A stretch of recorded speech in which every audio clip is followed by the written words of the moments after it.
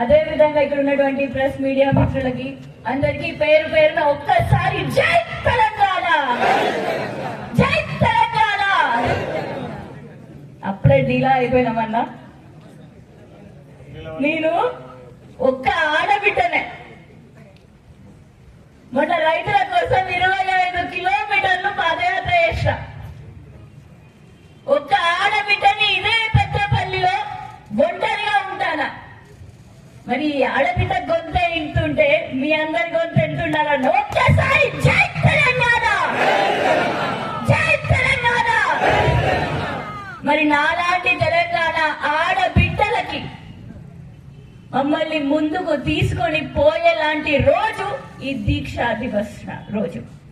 ఎందుకంటే ఆయన ప్రాణాలని సైతం పణంగా పెట్టి ఉంటే ఉండని పోతే పోని అని ప్రాణాలనే మన